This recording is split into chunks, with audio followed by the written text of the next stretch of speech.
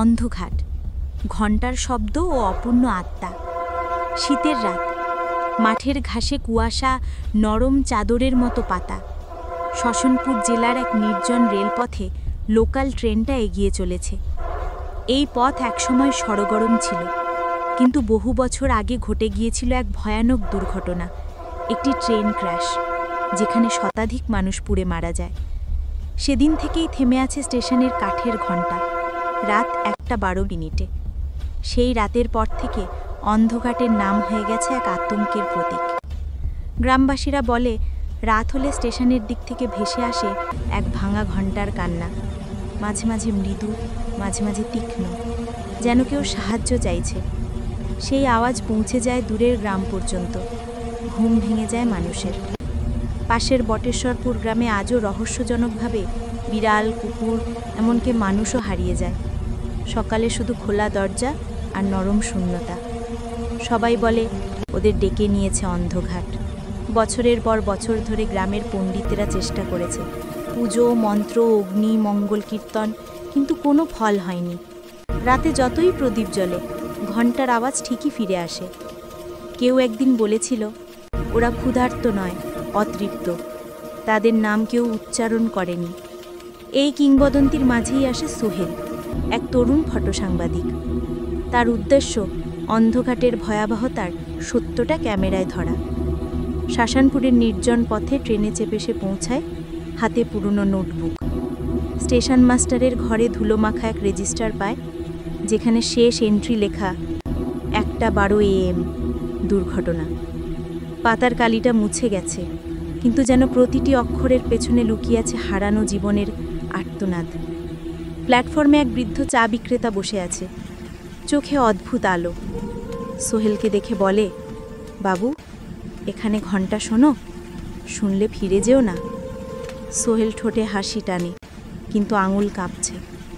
ক্যামেরার আলো জ্বালিয়ে ছবি তুলতে শুরু করে। রাত গভীর হতে থাকে, বাতাসে ধোঁয়া ঘন হয়, ল্যাম্পপোস্টের আলো কেঁপে ওঠে। স্টেশনের সেই পুরনো ঘণ্টাটা যেন নিজেই কাঁপছে। হঠাৎ এক দীর্ঘ কান্নার সুর ভেসে এলো। না ঘণ্টা, না বাতাস, বরং অদৃশ্য কোনো কণ্ঠের হাহাকার। সোহেল কানে হাত রাখল, কিন্তু আওয়াজ তার বুকের ভেতর ঢুকে গেল।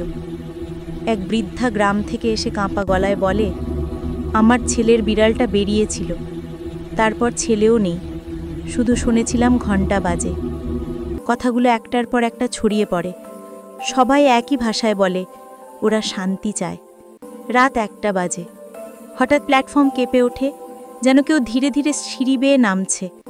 সোহেল ঘুরে তাকায়, কেউ নেই, কিন্তু জানালার কাঁচে দেখা যায় একদল ছায়ামূর্তি, ছেঁড়া ট্রেন পোশাকে, ফাঁকা চোখে দাঁড়িয়ে।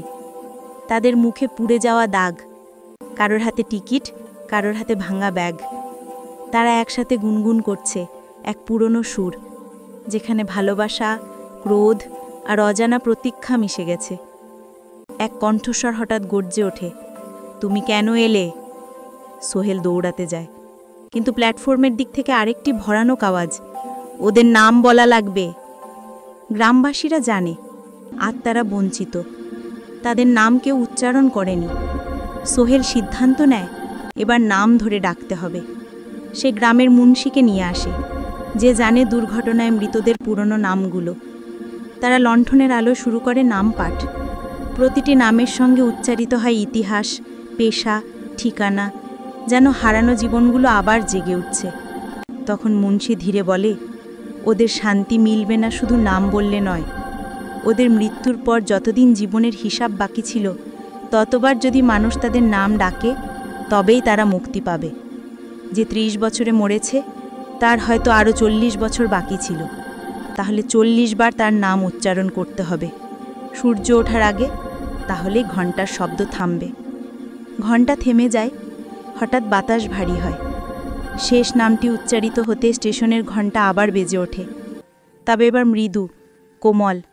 ছায়ামূর্তিগুলো ধীরে ধীরে আলোয় ভেসে উঠে আকাশের দিকে চলে যায়, যেন কেউ তাদের ডেকে নিচ্ছে।